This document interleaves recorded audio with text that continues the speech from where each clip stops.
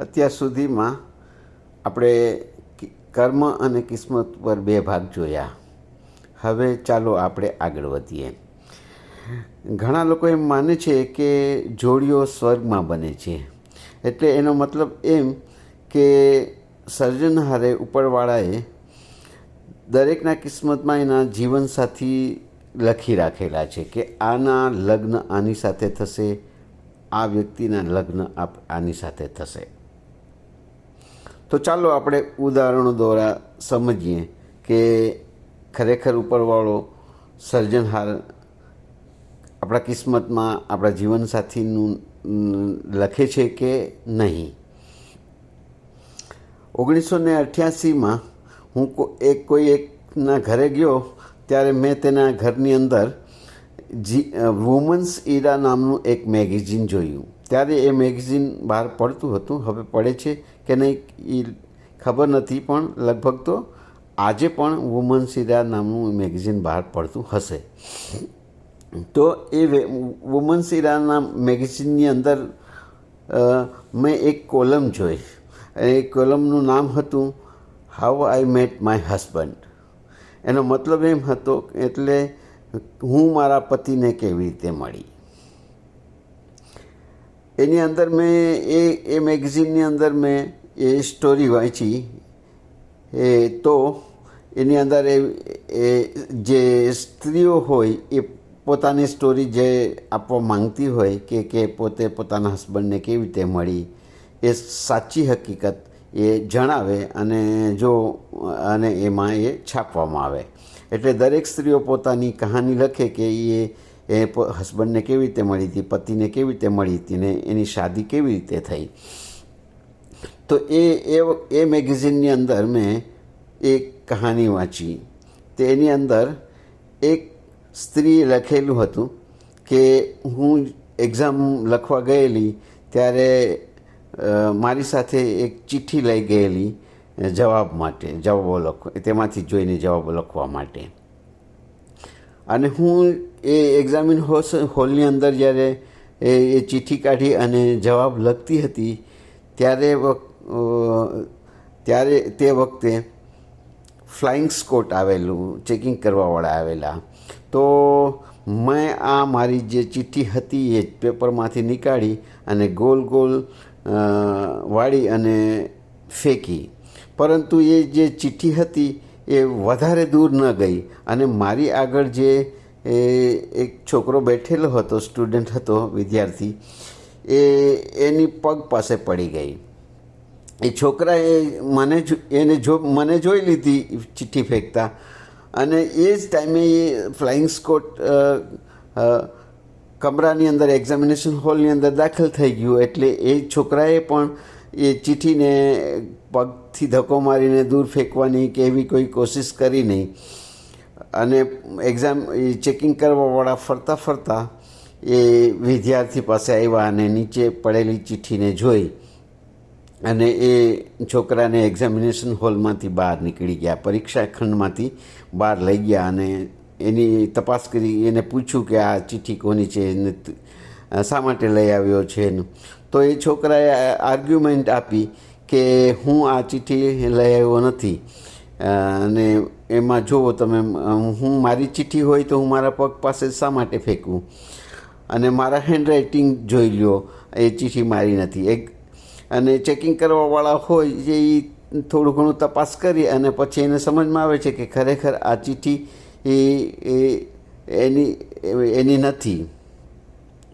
પણ એ છોકરાએ મારું નામ ન આપ્યું કે મારી પછવાડે બેઠેલી છોકરી છે એને આ ચિઠ્ઠી ફેંકી અને મને બચાવી લીધી. આ પછી એ ચેકિંગ કરવાવાળાઓએ સુપરવાઇઝરને કહીને એ છોકરાને 10 મિનિટ વધારે પેપર લખવા માટે સમય આપવો એમ કહીને ચેકિંગ કરવાવાળા ચાલ્યા ગયા. એક્ઝામ પૂરી થઈ ગઈ એટલે હું એ છોકરાની પાસે ગઈ અને મને મારો પસ્તાવો, મારી દિલગીરી વ્યક્ત કરી કે સારું થયું, ચલ તને એક્ઝામ લખવા આપીને. જો એવા જિદ્દી ચેકિંગ કરવાવાળા હોત અને તને કાંઈ કહે તો તારું વર્ષભર ખરાબ થઈ જાત. અને તે મારું નામ પણ ના આપ્યું. તને ખબર હતી તે પણ તે મારું નામ ના આપ્યું. એ છોકરાએ સરસ મજાના શાંતિથી મને જવાબ આપ્યા અને મને બચાવી લીધી, જે બદલ મેં એનો આભાર માન્યો. અને પછી એના તરફ મને એના જવાબો સાંભળીને, શાંતિથી વાત સાંભળીને મને એના તરફ લાગણી થઈ, આકર્ષણ થયું, પ્રેમ થયો થોડો ઘણો. પછી એટલે મેં એની સાથે સંપર્ક કરવાનું વધાર્યું અને પછી અમને બંને વચ્ચે પ્રેમ થયો અને આખીરમાં મારા લગ્ન થયા. તો એ ચિઠ્ઠી લઈ જવાના બનાવે એની શાદી કરાવી. તો એ ક્યાં કિસ્મત અને ક્યાં ચિઠ્ઠી લઈ જવાનું એ સમજવાની વાત છે. હવે આપણે આજકાલની અંદર તો ઇન્ટરનેટનો જમાનો છે અને ઘણા વર્ષોથી આ ઇન્ટરનેટ જ્યારથી ચાલુ થયું છે ત્યારથી બધા લોકો ઇન્ટરનેટ ઉપર જીવનસાથીની પસંદ કરતા હોય છે, જીવનસાથી માટે એડવર્ટાઇઝમેન્ટ મૂકતા હોય છે અને પોતાના જીવનસાથીની તપાસ કરતા હોય છે. તો પછી આ કિસ્મતમાં લખેલ હોય તો આ બધું તપાસ કરવાની જરૂરત ક્યારે છે? આમાંથી જે ઇન્ટરનેટ ઉપરથી જીવનસાથીની પસંદગી કરીને લગ્ન કરે છે એ કેટલાક લગ્નો તૂટી જાય છે અને કેટલાક લગ્નો ચાલુ હોય છે. ચાલો એક આપણે વધુ ઉદાહરણ જોઈએ.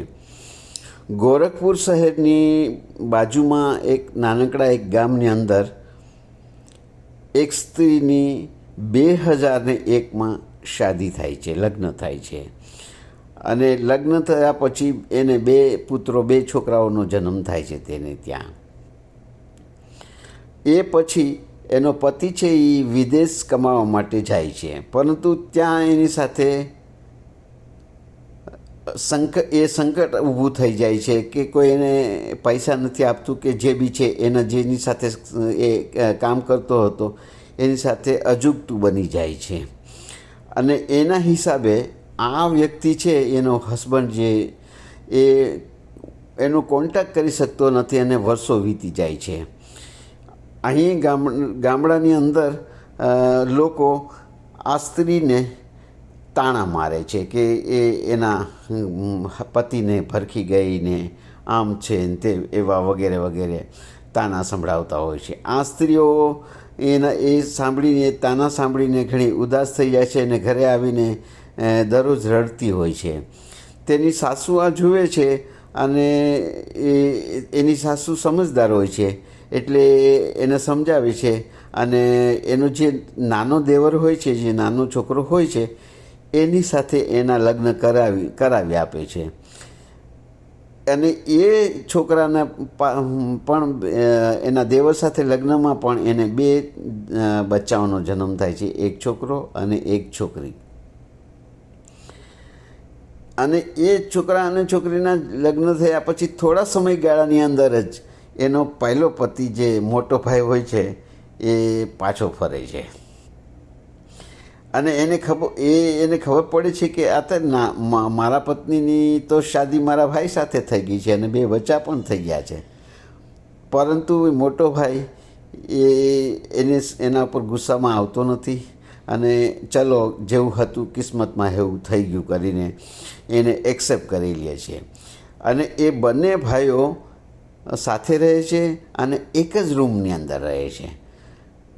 તો આ એ સ્ટ્રેન્જ સ્ટોરી, એક અદ્ભુત સ્ટોરી છે.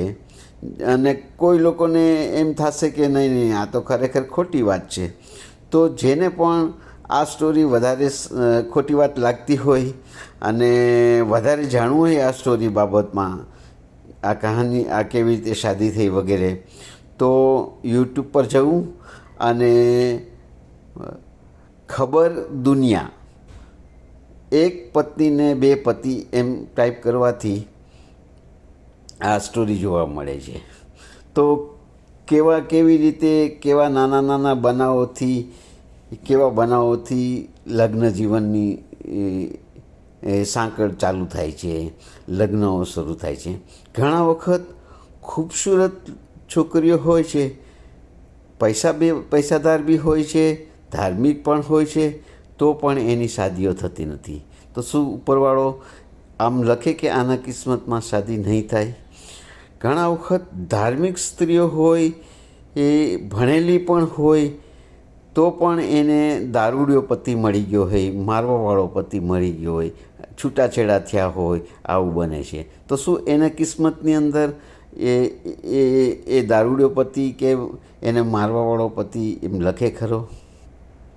ફિલ્મી જગતની અંદર ઘણા બધા હીરોના 4 લગ્ન થયેલા છે અને 4 લગ્ન પણ ફેલ થયેલા છે.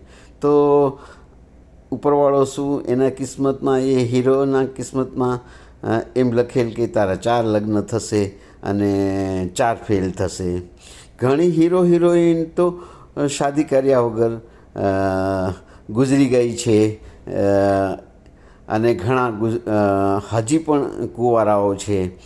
ઘણા મોટા લોકો પણ શાદી કરતા નથી. તો શું એના કિસ્મતમાં એનું જીવનસાથી નહીં લખેલ હોય કે જેની શાદી નથી થતી? તો આના ઉપરથી આપણે વિચાર કરવું જોઈએ કે ખરેખર ઉપરવાળો આપણા કિસ્મતમાં, કોઈના બી કિસ્મતમાં જીવનસાથી લખતો હશે કે કેમ? કેમ કે જો એ બાળકો, આપણે ઉપરવાળાના બાળકો છીએ, તો શું એના ખરાબ કિસ્મતો લખે ખરે શું? એ વિચારવા જેવું છે. અને હવે આપણે પાર્ટ 4ની અંદર વધારે કર્મ અને કિસ્મત ઉપર જોશું.